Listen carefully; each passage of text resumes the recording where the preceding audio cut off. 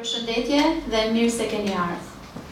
Të nderuar zonja dhe zotrinj, të dashur shkrimtar, poet, miq, të artit të fjalës së bukur të ardhur nga Kosova, Presheva, Gjakova, mirë se keni ardhur në Mat dhe mirë se vini në këtë orë letrare.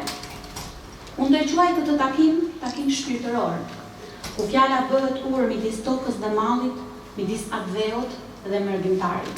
Sot jemi mbledhur për të festuar një lindje të re. Sot jemi mbledhur për të festuar një lindje të re në botën e librit, malli i mërgjimtarit, poetit mërgjimtar Kastriot Çupi. Është një vepër që vjen si fryt i shpirtit të një shkrimtari që e ndjen akdheun në çdo rrahje zemre, në çdo varg dhe në çdo fjalë të shkruar. Ky libër më shumë se një përmbledhje ndjenjash është një udhëtim, një kujtesë në aromën e fëmijërisë, në zërin e maleve, në erën e tokës shqiptare që i mungon çdo biri e çdo bie që jeton nga larg. Në çdo faqe të këtij libri gjejmë mallin që s'plaket, mallin që s'ka pasaport, mallin që i përket çdo mërgjimtari, atij që jeton mes Londrës dhe ëndrës për vendlindjen, mes botës dhe kujtimit të shtëpisë. Siç thotë dhe parathënia e shkrimtarit të nderuar Muhamet Rogova, ky libër është më shumë se poezi, është një rrëfim shpirtëror për identitetin, për lidhjen e shkëputur me rrënjët. Profesori i nderuar përshkruan autorin si një zë që mbar aromën e akdheut, një fjalë, një zë që e kthen në mërgimin, në muzikë dhe mallin në art. E ky mall i mërgjimtarit është një mall i përbashkët për të gjithë ne. Në këtë kohë ku shumë shqiptarë jetojnë e krijojnë në mërgim, ku ky libër bëhet një pasqyrë shpirtërore, një brezi që nuk harron dot as gjuhën, as tokën dhe as kulturën. Një falënderim dhe doja të çohem një këmbë për profesorin e nderuar Muhamet Rogova.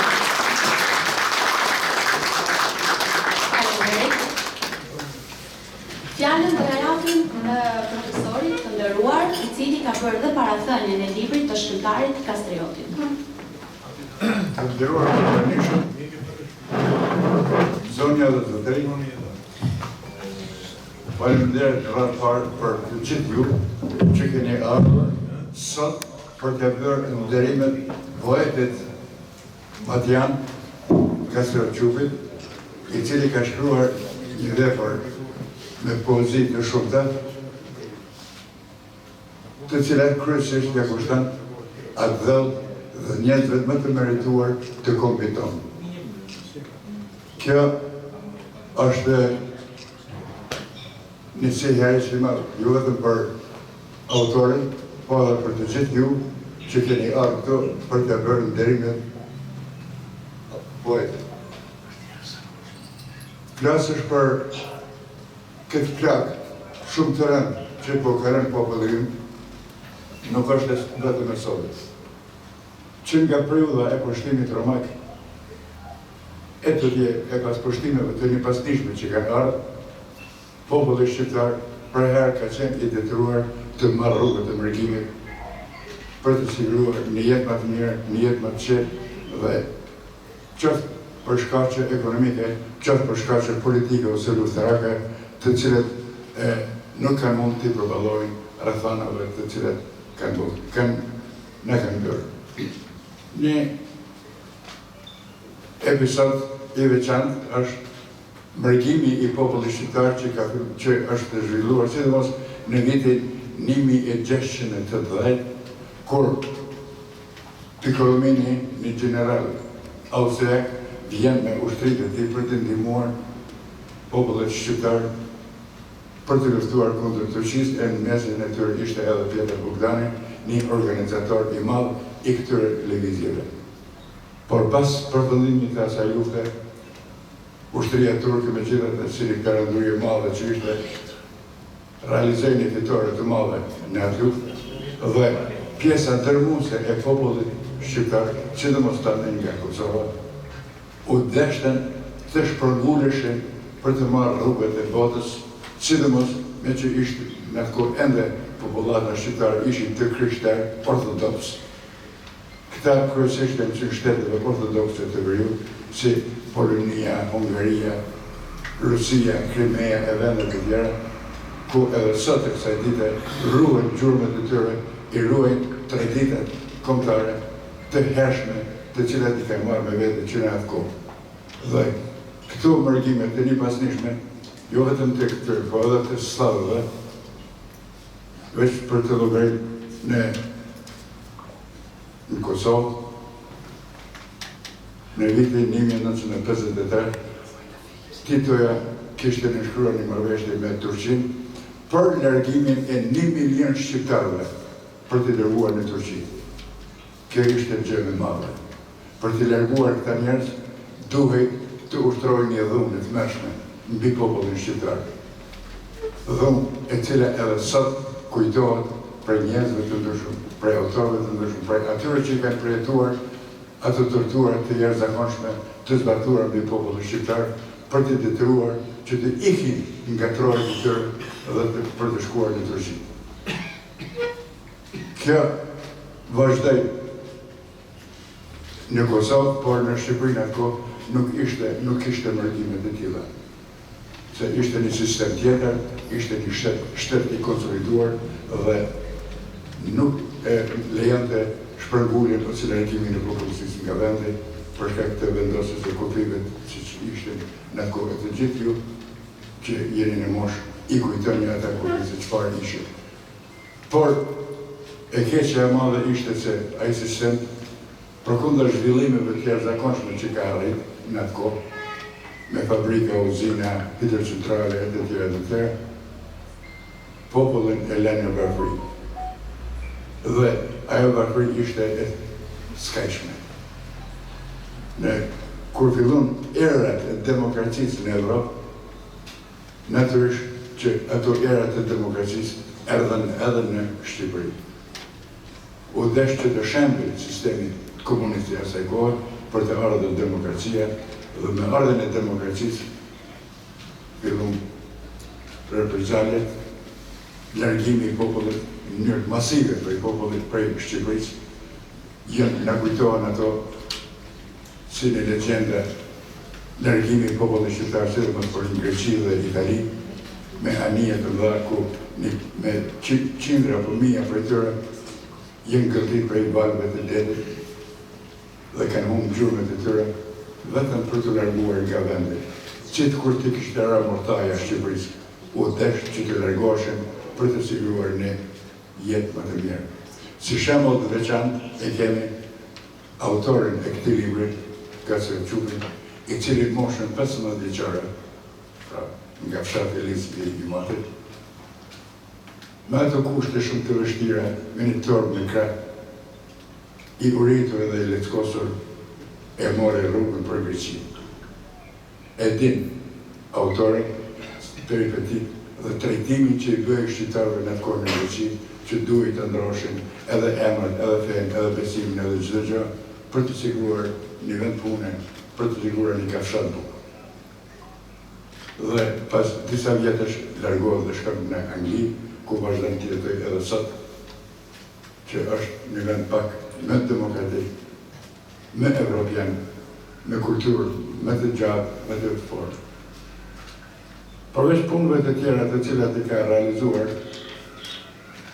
Kaceroti, me shpirt e ndjenja, e zemrë, gjithni, duke jetuar me vendin e tij, me atëm tonë, me popullin tonë, ky me i farmyrë deshte të tja lajë borgjit i vendit, dhe të jep një arsyetim për largimin e tij nga Shqipëria dhe vendosja në vendet të largëta, në vendet të atje, ky hyri punës së artit, punës së poezisë, e cila është e pavdekshme dhe është karakteristikë se ata që kanë pas rastin apo që të lexojnë këtë libër shohin se zemra, shpirti dhe mendja e autorit gjithnjë kanë rrahë për Shqipërinë, për popullin tonë. Ankohet poeti për vujtjet të mëdha të cilat i ka përjetuar populli në të gjitha sferat e jetës në atë kohë, dhe nga vujtjet, nga varfëria, nga mungesa e perspektivës së popullit tonë për të krijuar një jetë më të mirë, u deshtën që të largoheshin nga vendi dhe vargu i të larguarve nga Shqipëria dhe vendosjes në shtetet të ndryshme të Evropës, sidomos në Evropë, në Amerikë dhe vendet të tjera, jep të kuptohet se me çfarë kushtesh dhe me çfarë rrethanësh.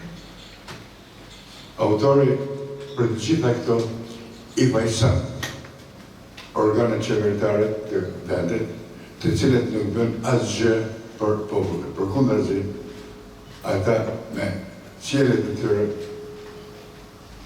me një mënyrë e shuan çak edhe dëshirën për të jetuar në Shqipëri, ju mbytën shpresën që nesër mas nesër do ta kemi një jetë më të lumtur edhe më të mirë, e të cilat Shqipëria ka aq shumë potencial jetësor, natyrën e bukur, minerale të shumta, çdo mal është thesar mineralesh, të cilat mund të kthehen në mirëqenie për popull, por ato janë kthyer kryesisht në mirëqenie për një grup qeveritarësh, të cilët nuk din as vetë sa para kanë grumbulluar nga këto forma të ndryshme të cilët me koncesione ju kanë dhënë të huajve dhe sot populli shqiptar megjithatë vazhdon të huajë.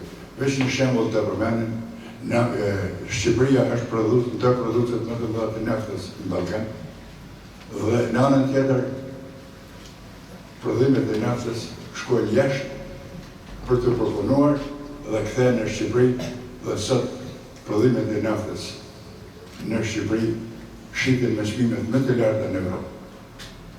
A vetë është prodhuese e naftës. Vetë toka e ka dhëruar këtë begati të madhe. Populli megjithatë duhet të paguajë shumë shtrejt, se aty janë koncesione të shumta, të cilët me kontrata, me forma të këtyre matrapazëve të cilët qeverisin vendin, i kanë shit ose i kanë të huajsuar këto për interesat e tyre personale, dhe sot ata nuk dinë se sa miliarda kanë grumbulluar, dhe populli vazhdon ende të përjetojë vujtjet edhe njerimin e tyre në tokën e tyre të begatë. Toka e pasur me krëm, me hekur, me bakër, me mineralet më të çmueshme që janë sot, pa llogaritur naftën, populli nuk i shijon këtu. Dhe autorët i dhanë zemrën për këtë popull që po ikin pandër prej 3 milionë gjysë sot banor sa ka pas Shqipëria në vitin 19, sot vetëm se gjysma e popullsisë kanë dalë jashtë. Vetëm ata të cilët nuk kanë pasur ndonjë mundësi ose ndonjë perspektivë, kanë jetë mbrapa, edhe ata e kalojnë jetën me ujtje, me njerinë, me mundësi shumë të kufizuara të jetës edhe të familjes së tyre për të vazhduar dhe për të ecur përpara. Kjo është dhëmbja më e madhe, nëse vetë është margintar, ku thot në një herë prej poezive, ik ti e unë, kush po mbetet aty. Do të thonë të gjithë po ikin.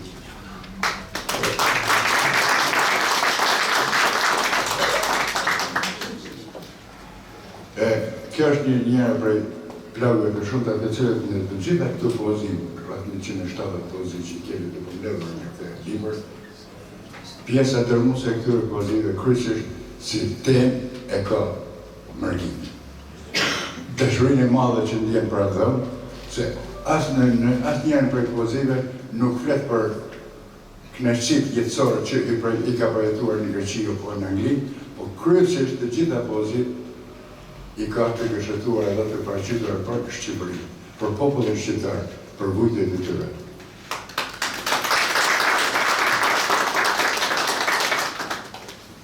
Kjo është përmes këtyre poezive poeti na jep një mesazh të fuqishëm se megjithatë Shqipëria ose ato janë duhet ta duam, ashtu sikur se e kanë dashur edhe para arsit tanë, se gjatë gjitha periudhave historike marrëgimi ka qenë një plagë e pashërueshme për popullin tonë, por duhet gjetur forcë morale, shpirtërore, fizike që t'i përballojmë edhe këto sfida të cilat i ka sjellë jeta dhe ta duam atë dhënë tonë, se nuk kemi atë dhënë tjetër.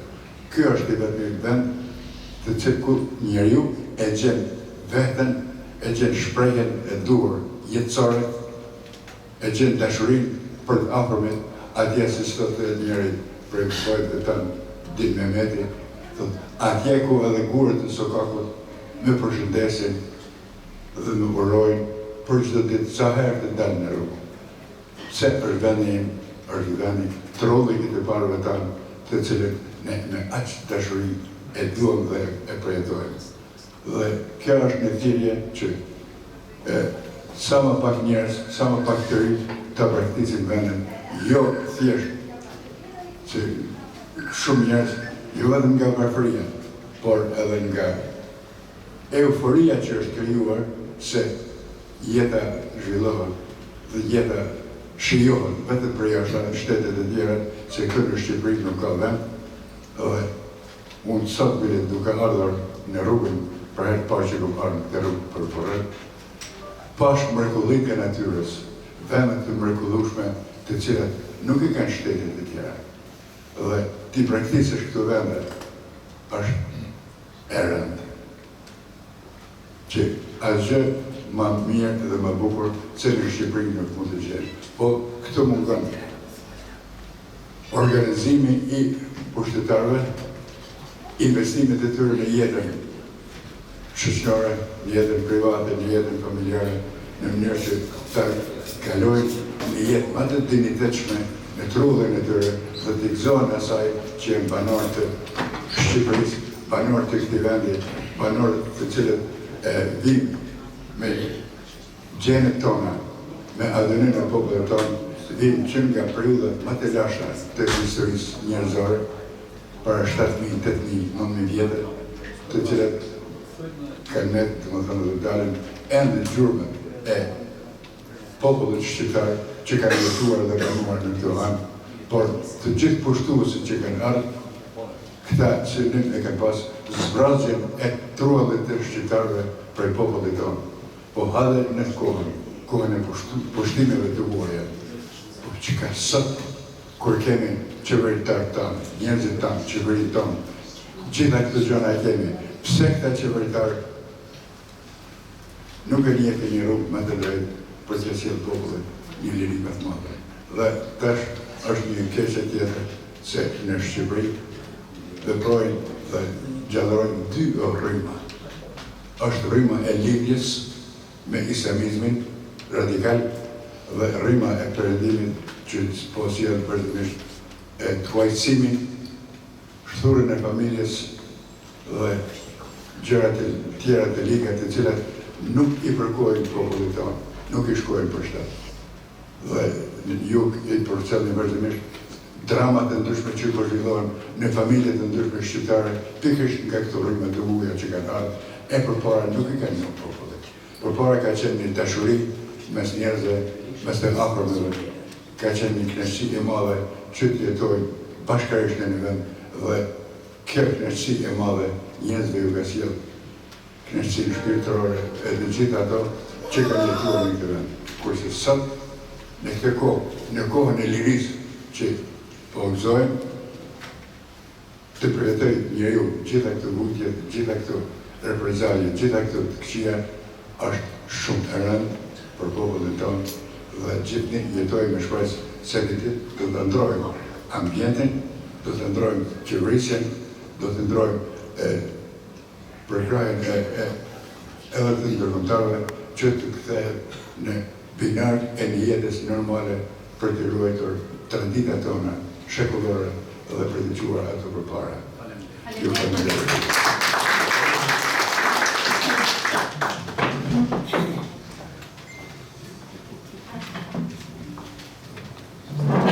Fjalën e ka profesori i nderuar, poeti Aty Skulla dhe kryetari i klubit letrar MAK.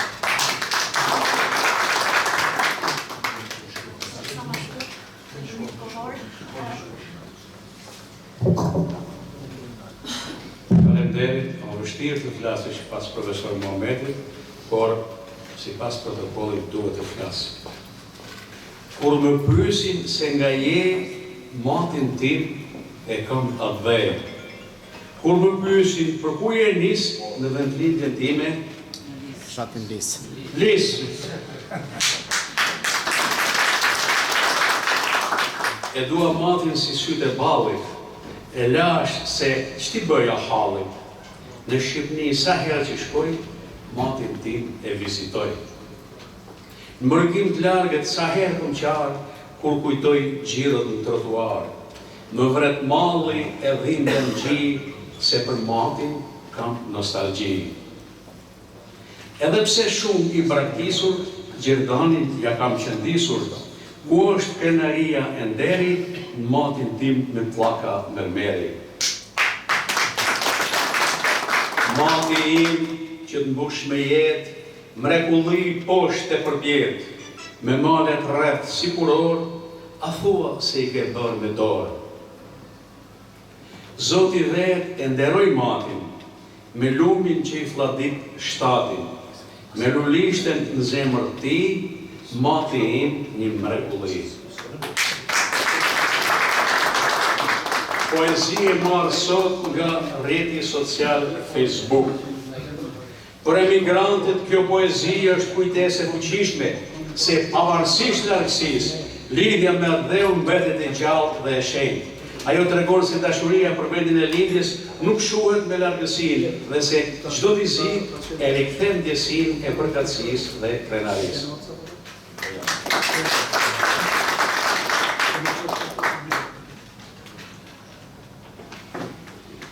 Profesor Rogova e fillon me një hyrje historike para thënien e tij në libër, që përmbledh valët e emigrimit shqiptar, nga pushtimet e hershme e deri në periudhën moderne.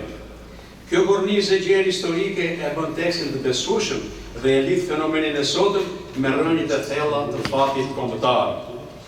Autori nuk ndalet vetëm në përshtrim, por e trajton mërgimin si pasojë e padrejtësive shoqërore dhe varfërisë strukturore, duke e cilësuar periudhën pas rënies së komunizmit si më dramatike për nga përmasa. Unë këtu nuk vazhdoj me gjatë, por kam dëshirë të komentoj disa poezi. Nga libri Rrugtimi i jetës, një poezi e mendimit dhe e kujtesës, ku autori përshkruan udhëtimin e brendshëm të njeriut në gurbet. Metaforat e forta si tiktaku i zemrës i shkatruar, apo rrugtimi i gjatë si statoj memori, e shndërrojnë këtë përvojën e një udhëtim shpirtëror drejt vetdijes dhe dhimbjes. 2. Atë dheu të dashur, një him dhimbjeje dhe dashurie për vendin. Me tone të drejtë për drejta, autori shpreh zhgënjimin ndaj udhëheqjes dhe shpopullimit. Citoj: "Qanë atë dheu nga largimi, qajnë kullat se i kanë braktis." Në vargun e fundit të më 3 stoka ime dua përjetësisht përblidhet dëshira e mërgjimtarit për të kthyer në prenën e tokës anëtare. Mall kurbeti. Kjo poezi ka frymë popullore, ritmik dhe nostalgji të gjallë. Kujtimet e fëmirisë, ferrat, manat, trojet, ara, e rikthejnë poetin në botën e pafajësisë. Kjo është poezi e mallit që nuk shuhet, por bëhet urlidhse me rrënjët. Gjuha e nënës, një poezi e thjeshtë dhe e ndjerë, ku autori e sheh gjuhën si trashëgimi shpirtërore. Shqipen se harrova, shqip fola për gjithherë. Është betimi i përbashkët i gjithë mërgjimtarëve që ruajnë identitetin përmes gjuhës anëtare. E fundit, ky jam unë. Një autoportret poetik. Këtu autori flet për virtytet personale, heshtjen, ndershmërinë, sinqeritetin, si vlera që e mbajnë njeriu të pastër dhe në një botë mashtrimesh. Në fund, ai e përmbyll me modesti. Po ja që vazhdojnë e mbeten këto virtyte si një thesar. Kjo poezi përbën një shprehje të karakterit të njeriu të ndershëm, që përkundër sfidave ruan vlerat e veta morale. Në mbyllje, them se vepra poetike e Kastriot Gjupit është një zë autentik i mallit dhe i shpirtit shqiptar, i lindur në dhimbje, por i mbushur me dashuri para dheun dhe njerëzit. Përmes gjuhës së thjeshtë, të drejtë dhe të ndjerë, ai arrin të prek lexuesin dhe ta bëjë pjesë të projektimit të vet. Kurbeti mund të marrë trupin, por kur shpirtin shqiptar, i cili sin poezinë e Kastriot Gjupit rri gjithmonë pranë rrënjve të veta. Faleminderit. Në këtë rast kam një përshëndetje të drejtë për drejtë për një artist që është lartë, Igli Kunabeja.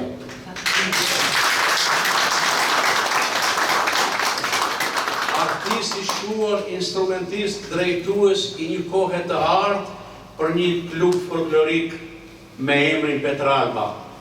Atje jemi takuar me këtë burr, me këtë njeri. I uroj Iglit jetë të gjatë, shëndet, punë të mbarë dhe pas sa më shumë suksese në jetën e vetë artistike. Faleminderit profesor. Më falni nëse jam zgjatur. Faleminderit profesor Andiu. Tash kemi nderin të dëgjojmë muzikë nga Fatmir Berisha me tekste të marra nga vëllimi poetik Malli i Mërkimtarit.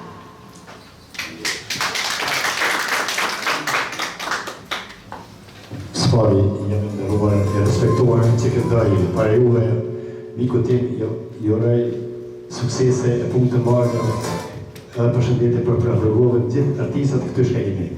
Përshëndetje për gjithë.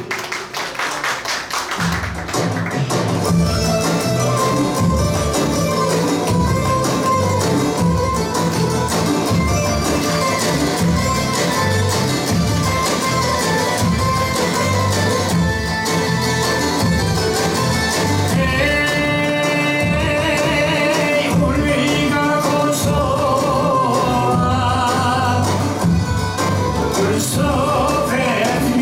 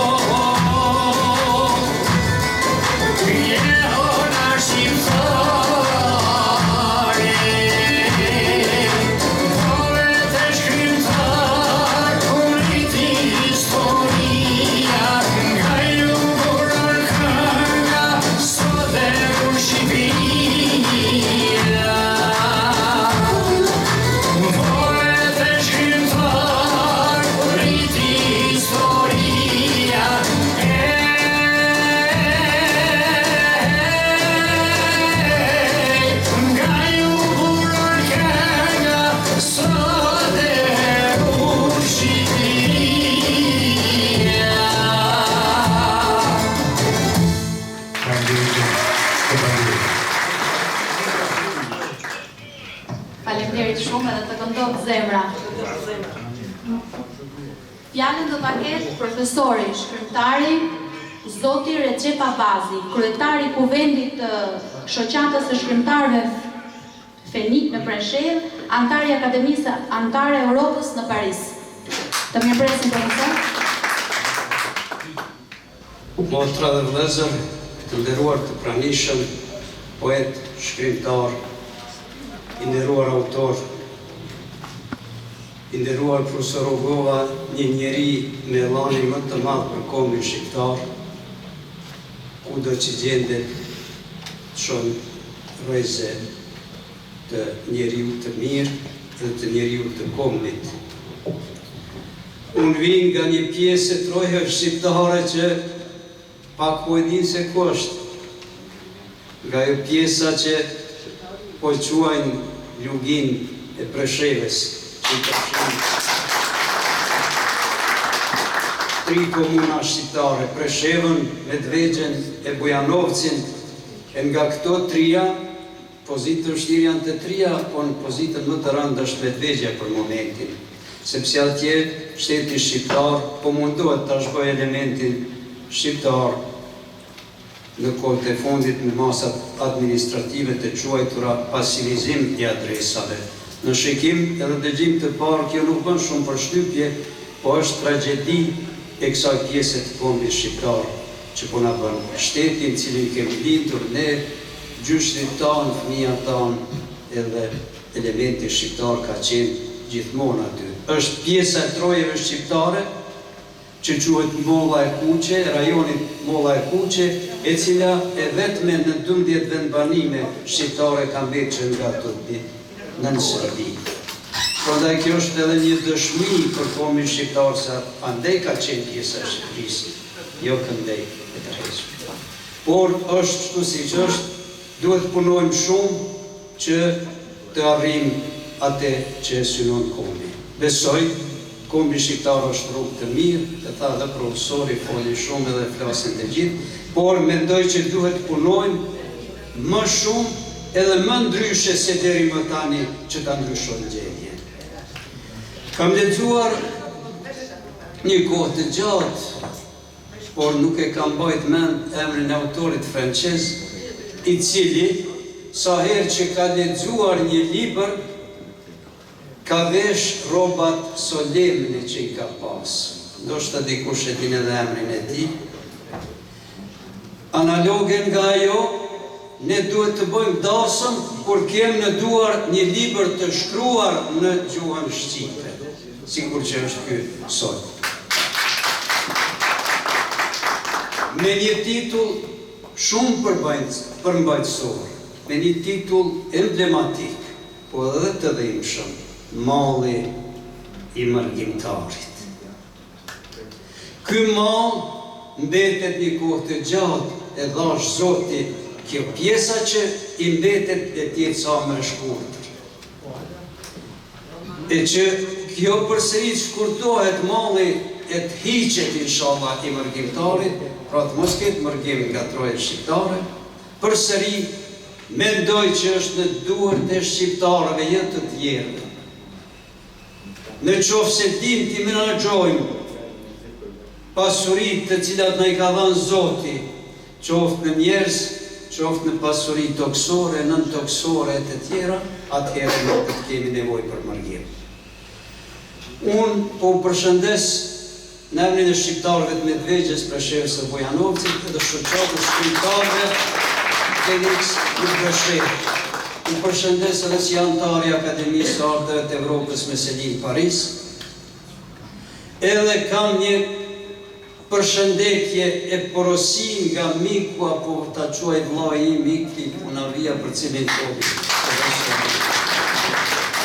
Usuka, i cili ma ka dërguar ftesën se kisha ditë për këtë promovim, dhe e falenderoj shumë.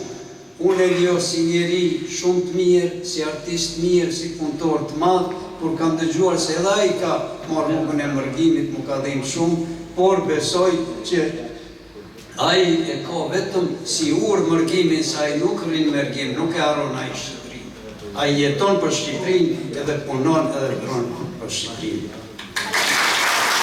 Më tepër duhet të flisha për librin, por vetëm unë po them se mjafton sikur t'ishte në këtë libër vetëm vjersha, fjala e një nane do t'ishte boll, se Lemon 170 siç tha redaktori. Nuk dua pasuri, s'dua para, s'dua asgjë veç një premtim, një nan e vuajtur dikur më tha, asgjë nuk dua veç djalin tim. Edhe vetëm kjo strofë e këtij libri për mua është barabar me Shqipërinë. Faleminderit shumë. Sot jemi bërë autorin, kundri shqiptar edhe toka shqiptare. Fjallën do ta ketë mjeshtri i madh Faik Xhani.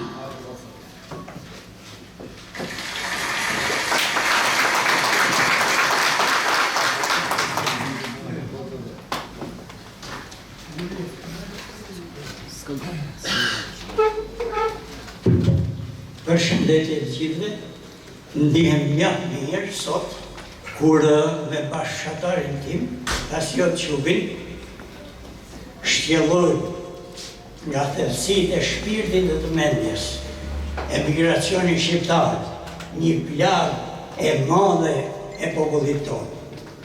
Edhe në emër televizjes akdetare Iliria, Tasiot, në statutin e cilës ne kemi të kërkojmë për rajnët tona dhe të mbrojmë gjithçka të mirë të vendit tonë, edhe ato ju falenderoj.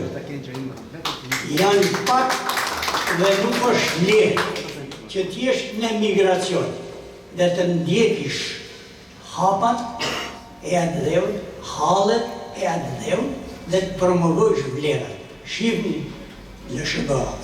Ja, njën nga ato është edhe Kastioti, që në ka dhënë një shembull shumë të mirë, ka paraqitur tamam atë plagë, atë shqetësim që shqetëson gjithë shoqërinë shqiptare. Urime, suksese, jam shumë krenar për bashkëpunëtarin tim, që e kam atje të integruar, po edhe në lumin e poezisë shqiptare. Faleminderit profesor. Radhën e ka Naim Palamani, zëvendës presidenti i Këshillit Evropian Rinor. E ftëm të marrë fjalën.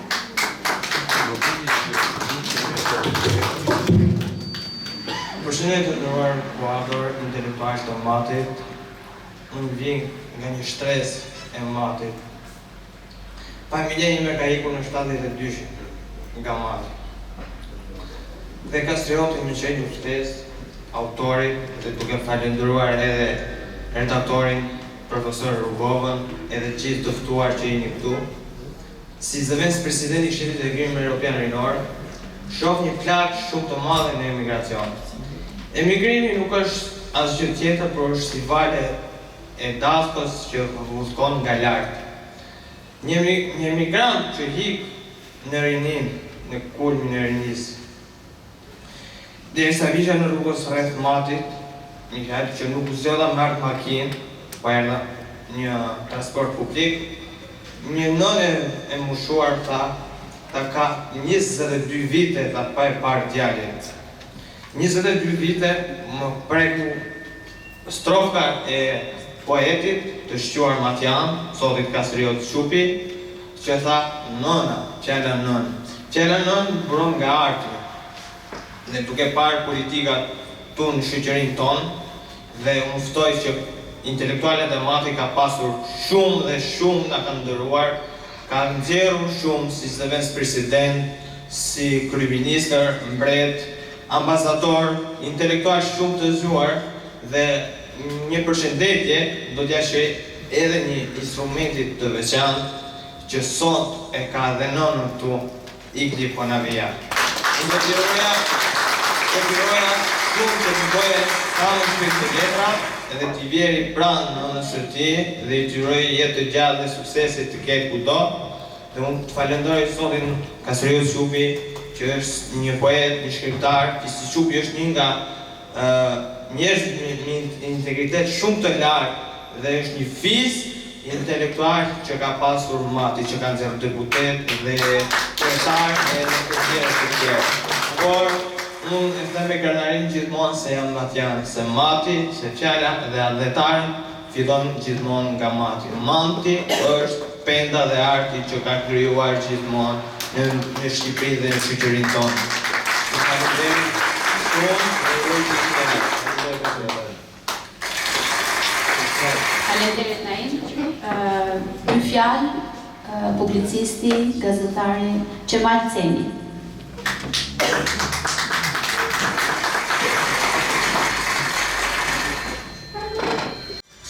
Përshëndetje, falenderimi i parë për autorin e librit Kastriot Shupi, i cili na mblodhi sot në një pronovim sa të dhimbshëm, aq edhe frymëzues, pasi është një vepër e shkruar nga shpirti i tij që përfshin shpirtat e shumë emigrantëve të tjerë, djegë me vajza të nënave shqiptare, midis të tjerëve ndoshta edhe nga një nga ata që u larguan nga fatkeqësitë e rrugtimit apo të ndikimeve në vendet e huaja ku kanë shërbyer, ku kanë punuar. Gjithashtu, dua të falenderoj profesorin për fjalën që tha, lidhur me librin, profesorin Vërgollën, edhe të gjithë pjesëmarrësit. Thash edhe një herë, është një promovim ndryshe. Mati njihet si vendlindja e poezisë shqiptare, me Pjetër Guti, autor. Mirë po, gjatë periudhës, vetë Mati, ndoshta poetët i ka pas numëruar me lishtat e dorës, deri në periudhën kur erdhi era e demokracisë.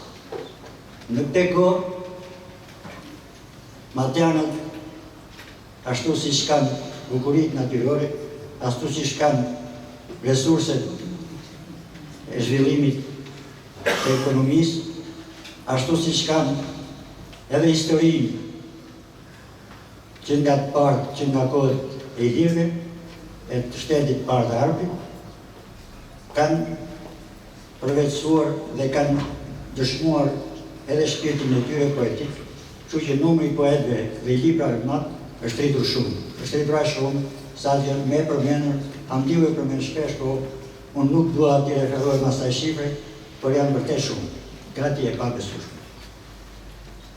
Autori në fjalë thash edhe një herë, ndoshta që në fillim ajo heshtja e parë duke pritur edhe profesorit e nderuar,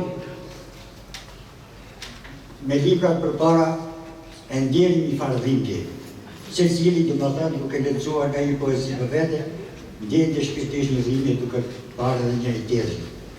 Mirë po, te dhimbje, domethënë, me frymën që solli fjala e profesorit të nderuar, fjala e profesorit Recep Abbas, edhe e diskutantëve të tjerë, them që koka duhet të ngrenë gjithmonë më lart. Pasi ne jemi një popull me prejar dhe krenar dhe duhet të jemi të gjithë. Dikush tha se duke ardhur rrugës, bukuritë e Matit janë të pafundme. Në 80 vjetorin e lindjes së profesorit Gjepqosës, ne ishim një grup matianësh që profesori na pritin se vitet e tij. Dhe tha kam bërë për një preashtim vetëm për ju grupin e Matit. Sepse Mati, tha, dhe Prizren janë dy nga trevat më të hershme të shqiptarizmit.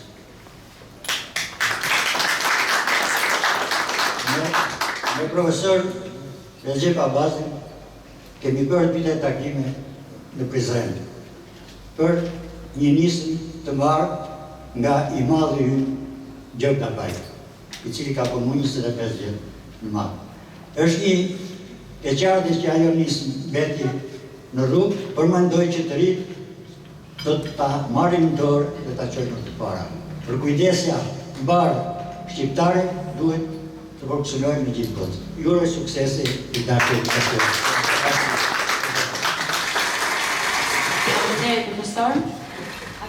Fjalën tani do ta marrë shkrimtarja Miranda Troci, krijuese nga libra dhe mike e Matit.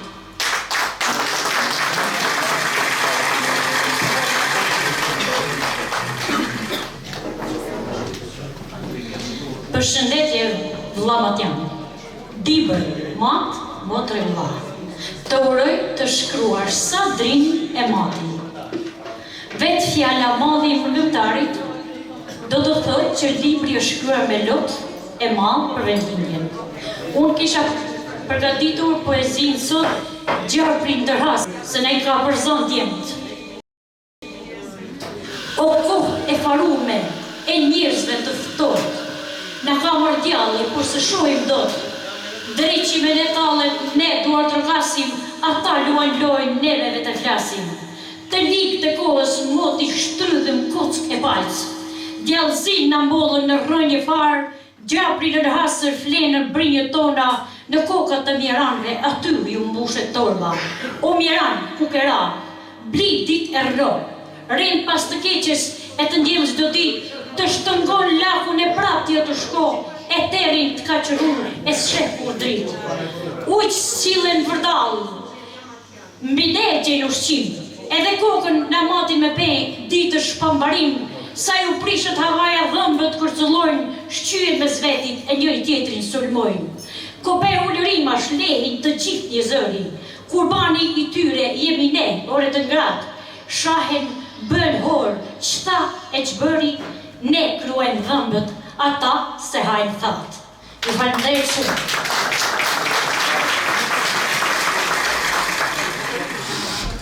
Dy fjalë përshëndese do të kemi për intelektualen e Matit, doktoreshën Dallëndyshe Gjobën.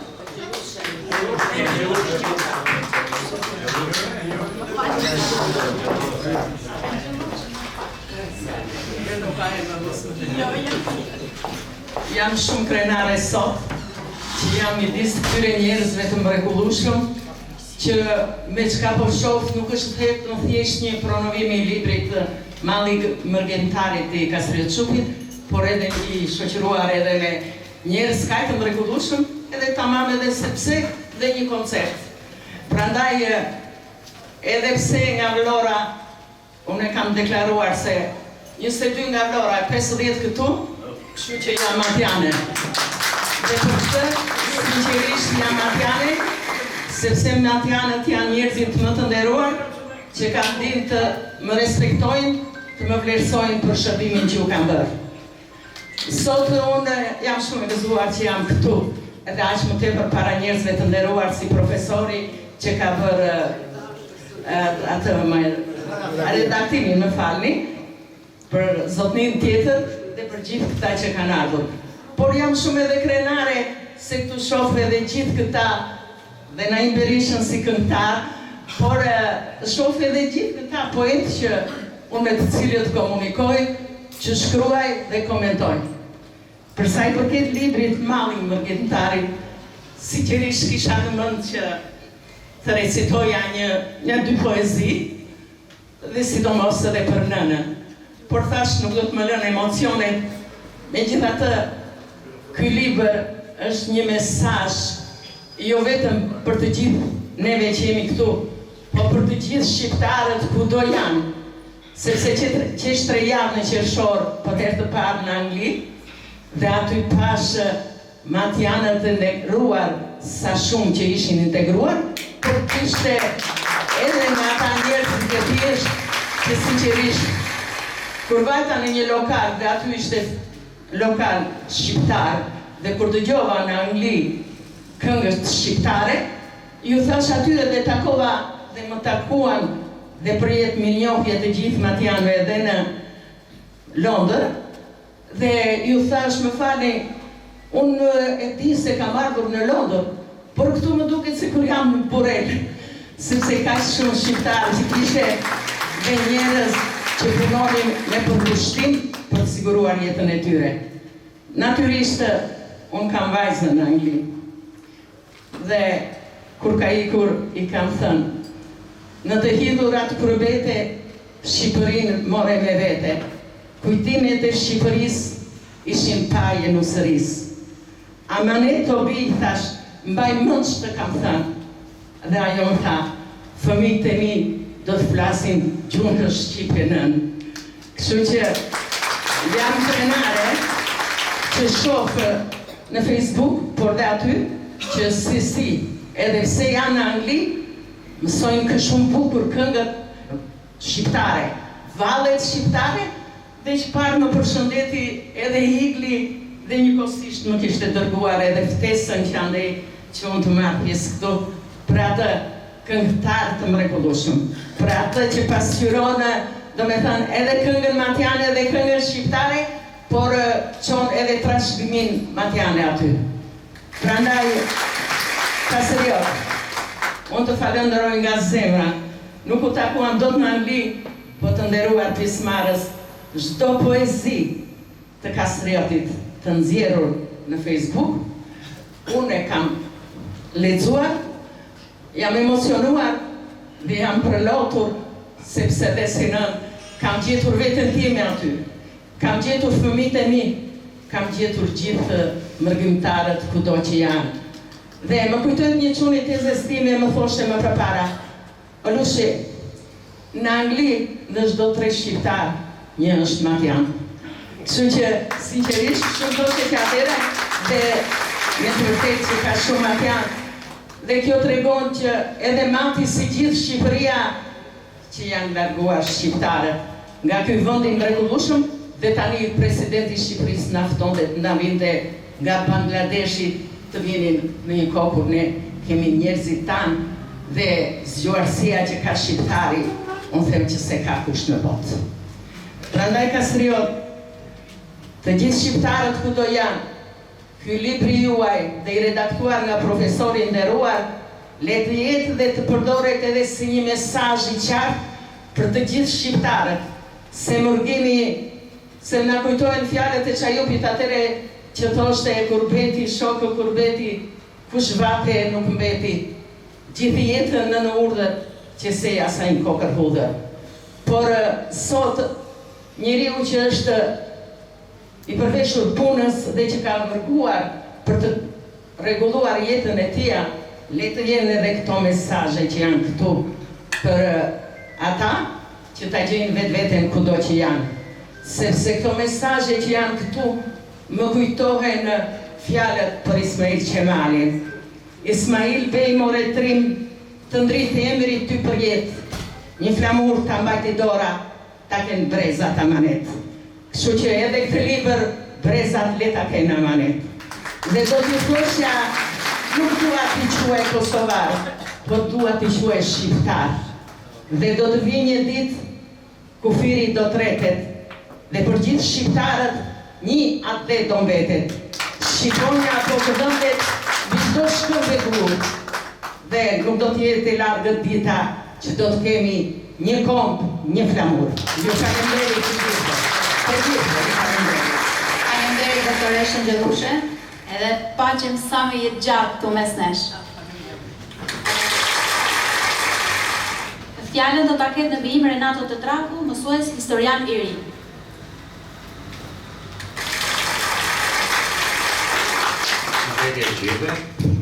Jam shumë krenar që marrë pjesë në promovimin e librit të Kastriot Çupit, jo vetëm si fushësarëve, por duke qenë edhe i afërt me nusën e tij Valborën, në lidhjet e gjakut dhe familjare.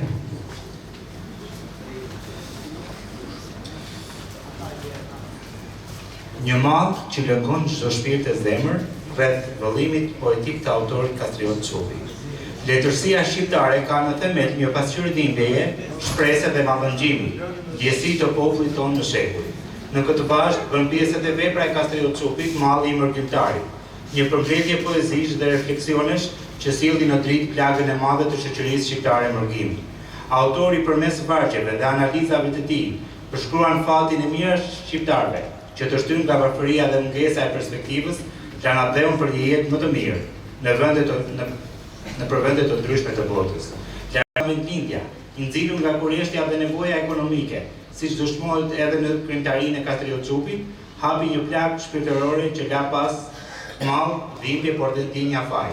Poezitë e tij përshkruajnë fytyrat e rinisë në ikje, mërzitjet e vuajtjet e nënave që i përcollën me lot, shpresën e ngurtërsuar se një ditë gjërat do të ndryshonin. Nuk dua para, as dua premtime. Një nën më tha, dua afër aromën e djalit tim. Janë fjalët që një nën si gjitha nënat nxjerrin nga shpirti i tyre, nga dhimbja dhe hallet që i kanë mbajtur në kurriz për të rritur me kujdes e merak, ashtu si prindje kanë në zemër dhe në traditë dashuri e përkujdesin për fëmijën e vet. Kështu niste dhe reflekton ky vëllim poetik.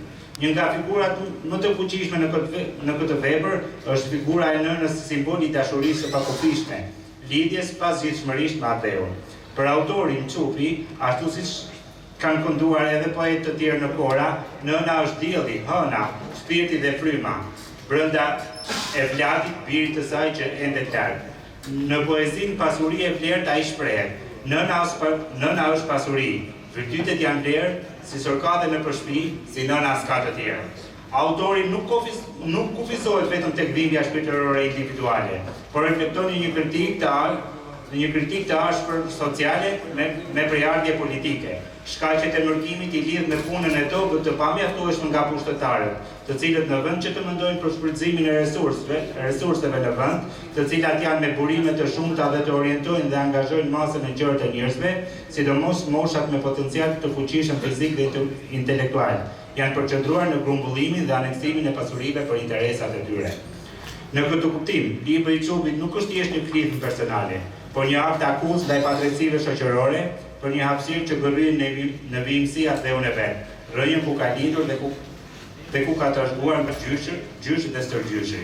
Në veprën e shkruar me aq ndjenjë, sigurisht dhe me përgjegjësi qytetare, ndoshta me një far pendimi nga dhimbja prej larg, autori shpreh mallin e nostalgjinë që e pret në shpirt për vetlindjen e tij fshatin Lis, për fushat e gjelbëruara, për bagëtinë e kullotat, për jetën e thjeshtë, por të qetë që dikur ekzistonte mes moshatarëve, familjeve e fiseve, me lidhje të ngushtë gjaku e tradicionale. Në poezinë kohë të paharruara, autori citon: "As së mamanit kjo bukuria, kështu kënaqet shpirti im, ku kullosin bagatia në përfusha plot gjelbërim." Përmes këtyre përshkrimeve, autori e shfaq veten duke brulluar fushave arave, lëndinave e kodrinave përballë njerëzve të vendit, në punë e në veprimtari të përhershme. Për të vetlindja ateu Shqipëria mbetet gjithmonë një vend më i dashur kur realizimi i ëndrave largon boshllokun e krijuar, letëson dhimbjet e shkaktuara nga plagët e gurbetit, edhe pse ka në mes vite e dekada që emigracioni ka bërë të betër. Lexuesi, dashamirësi i poezisë, të larguarit në vite që jetojnë larg, duke derdhur mund e djerës për të tjera vende, do të thithë e preket një herës me valet e shpirtit të djegur e përmallur për njerëzit dhe vendin e tyre. Libri i Kastriot Çupit, në të gjithë përshkrueshmërinë e vet, është një thirrje që prek ndërgjegjen kolektive te të gjithë moshat ku në qetësi mund të gjykohet për prindërit të cilët jetojnë me ëndra, me shikimin nga dritaret e oborret, pavarësisht valeve të celularëve që s'janë gjë tjetër veçse një zhgënjim i pritshmërisë dhe besimit të përditshëm. Edhe një mesazh është një mesazh se emigracioni nuk është vetëm statistik, por një dramë njerëzore e mbushur me vuajtje, mall, dashuri për familjen, njerëzit dhe vendlindjen. Vepra na fton të reflektojmë mbi përgjegjësitë tona si shoqëri dhe mbi nevojën për ta bërë atheun një vend ku njerëzit të mos detyrohen të ikin. Le të jetë ky libër një dritare për secilin mërgjimtar, për të parë rrugtimin e gjurmëve të veta, ku çdo njeri të jetë hapin me të rrarat e zemrës së vet, një urë lidhëse mes tyre nga të gjitha anët me dashurinë për atheu.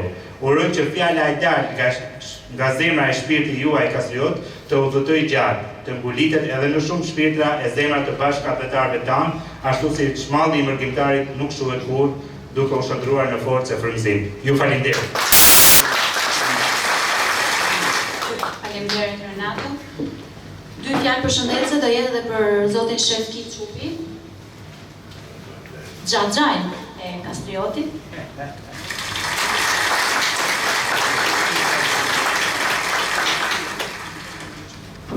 Spari falenderoj pjesëmarrësit, të gjithë me që kanë asë sot, në vërimin e librit të shkrimtarit poetit Jan Tom Kasioti. Përshnes po kështu, përshnes edhe profesor Rogovën, në lidhje me problematikat i ka pasur libri, në të cilën shpalosi totalisht librin në fjalë gjërmanje. Po kështu edhe shkrimtarin Abazi e përshëndesim për pjesëmarrjen dhe për problemet shumë të bukura që na tha në auditor. Të shti, Kasioti që 15 vjeç që u larguar nga Shqipëria dhe iku në emigracion. Atje u frymëzuar, pa punën që bash atje në emigracion.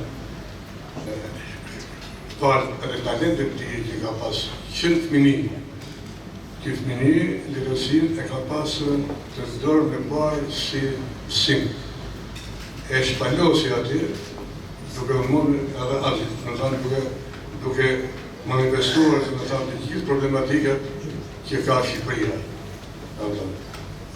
Me shumë patos i shkruan në vendit lindjes, i shkruan në morët e Shqipërisë, i shkruan me thënë Abdel, i shkruan edhe politikës, me thënë.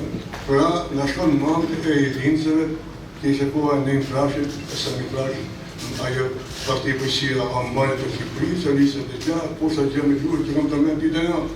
Po kështu, Kasioti në to terma ka ra, sepse e provoj mënyrën dhe emigracionit që shkojnë në vendin e huaj.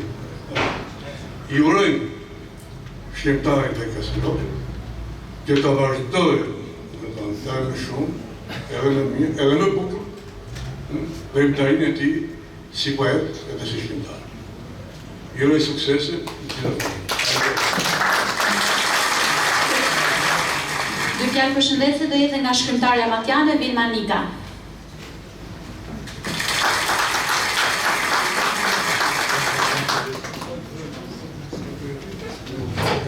Atëherë përshëndetje gjithëve, dhe që të gjitha fjalët përshëndetje i thanë parafolësit e mi.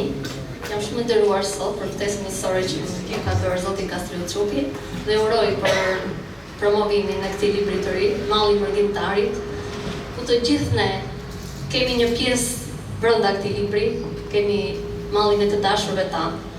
Kam veçuar një poezi ku ndoshta nuk është përmbyllse, po në këtë vëllim ta lënë dhe një amanet të Mallit të Mërgjimtarit dhe unë kam veçuar ta lexoj për ju. Lajmin kur për mua dëgjoni një ditë kur mos jem këtë jetë, fjalën ngushëlluese të më thoni, Rahmet Pas, ti që një poet. Kur t'ju pyesin se ç'e gjeti, mos nguroni me ju thanë, Zoti e mori me veti sepse ai e kishte dhënë. Nëse pyesin se ç'ju la, amanet e pasuri, thoni asgjës na tha, la pas veç veprën e tij. Mos gënjeni, thoni për tetën, ashtu siç çdo kush e di, thoni shumë e desh jetën, po aq shumë vendin e tij. Në kurbet do të vdes, e mundësi tjetër s'ka, trupin ma thusni në thes, eshtrat më çoni në dhe. Dhe si kur vënd për mund s'keni, një plak guri si kujtim, veç si shenjt më bëni biografin, e mbi të tjetë emrin.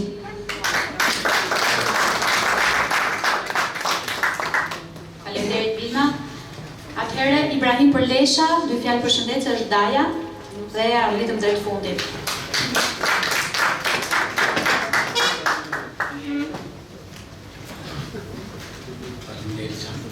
Përshëndetje të gjithëve, ju falenderoj.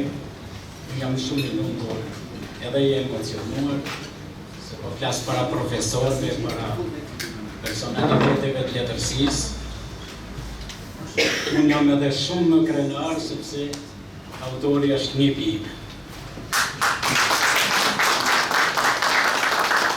Ndoshta në këtë drejtim mund të kufizohet pak se vlerësimin e Delulit, por për historinë e përshkrimet e folët të gjithë, mu jam i lumtur që mes letrarve, se fjala intelektual që ishte një ftesë intelektuale të matjanë, në fakt abuzohet shumë, por bëhet fjala për letërsinë e letrarët, fjala intelektual është intelektual vërtet. Dhe do t'ju uroj gjithmonë sa më shumë shkrimi e leximi. Ne vim dhe nga e kaluara, me thënë të drejtën, ka që një sistem e mira gabime, krejtësisht gabim, për vetëm një diçka po e kujdesi për mirë. Na detyroshin me lexu romani. E kishin detyrë në shkollë. Për dhe thuesh, çdo libër është një dritari. Dhe e vërteta është që kush lexon shumë pak gabon. Me lexu shumë s'gabon fare.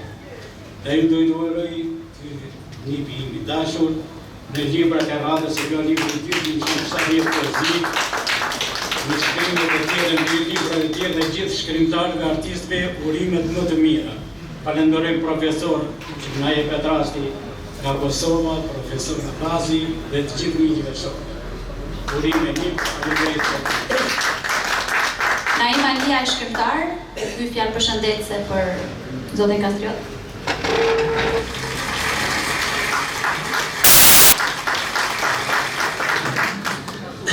Përshëndetje gjithë atëherë, gjithë pjesëmarrësve, përshëndetje krijuesit Kastriot Çopi, përshëndetje të shtuarve nga trojet tona etnike.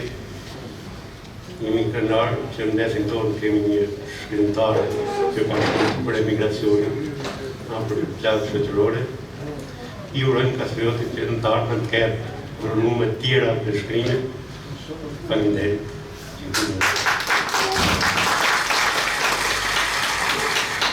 Atëherë arritëm drejt fundit. Unë këtë ditë po e quaj tamam si një festë të shpirtit dhe një urim për autorin dhe një përqafim për gjithë ata që ndjejnë mallin për atë dheu, sepse malli është forma më e bukur e dashurisë.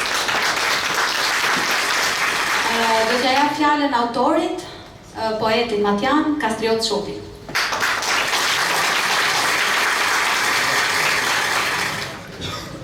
Unë në fakt është me fund fillim, por do na thallë mësina është për në fund, siç i thonë një fjalë popullore. Jam shumë i nderuar që ju merrni pjesë sot në këtë promovim të librit tim të dytë.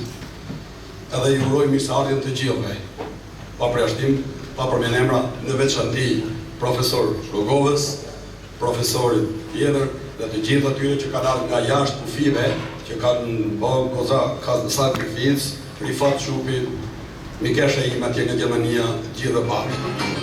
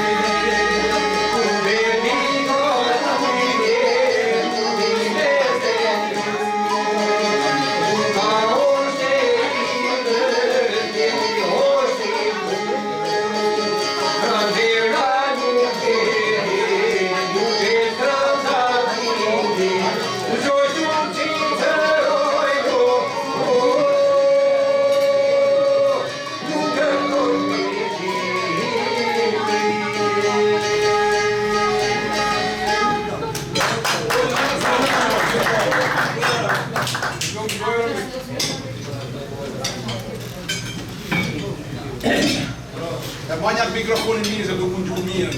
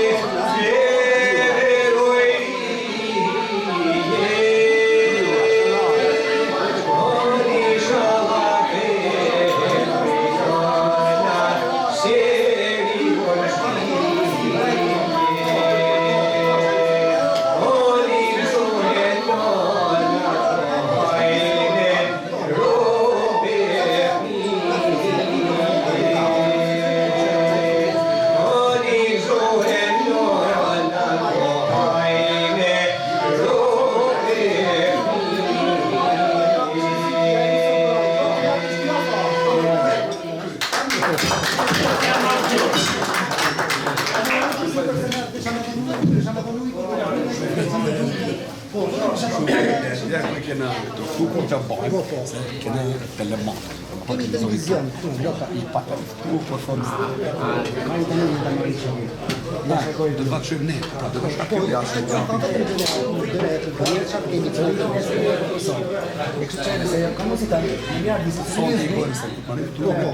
Kemi ju zbjadër që shumë do i bëjmë sanë, ato në qipa, i bëjmë të skujemi foto, foto, video, okej, super. Ato është e marrë ma ju punë, ne kom zau lumë, desha me donu i kontribus bëgo. Tani, gati? Përgjëtu.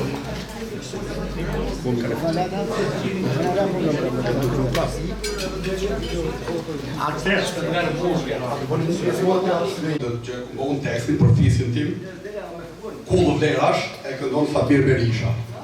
Dhe lutem ta minutin e këndon.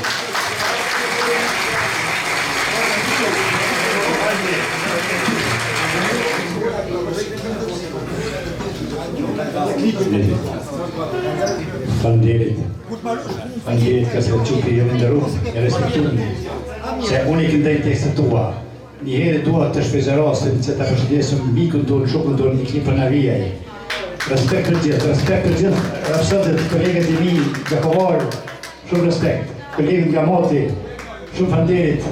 Gjithë e përshëndes me këngën e Kullu Vlerash.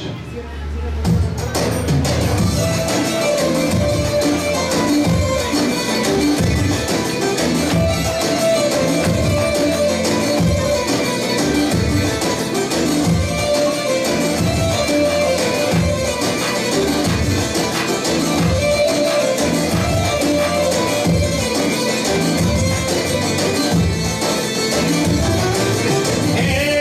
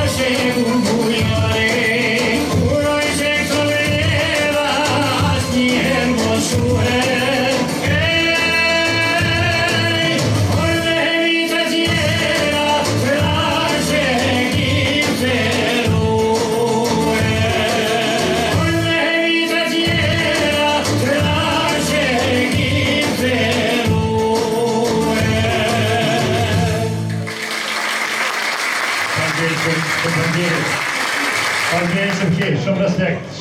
Jeni nderuar të gjithë. Faleminderit shumë.